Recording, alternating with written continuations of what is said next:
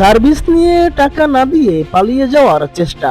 অতঃপর থাইল্যান্ডের রাস্তায় ফেলে একদল ট্রান্সজেন্ডার নারী উত্তম মাধ্যম দিলেন ভারতীয় নাগরিককে। এ নিয়ে ভারতে শুরু হয়েছে তীব্র সমালোচনা।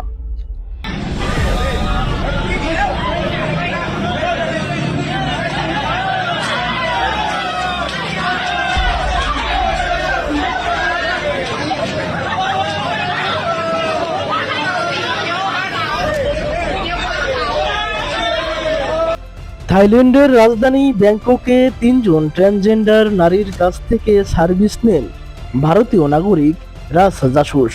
কিন্তু সার্ভিস শেষে মোটা অঙ্কের টাকা চেয়ে বসেন ওই ৩ ট্রান্সজেন্ডার নারী। কিন্তু রাজ জাসুস এত টাকা দিতে অস্বীকৃতি জানান।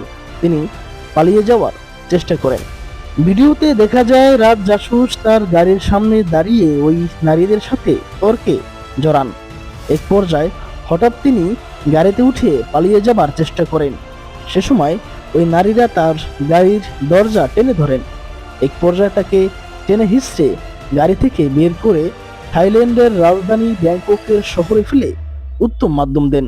এরকম একটি ভিডিও ছড়িয়ে পড়লে তা নিয়ে পুরো ভারতবর্ষে শুরু হয় আলোচনা সমালোচনা।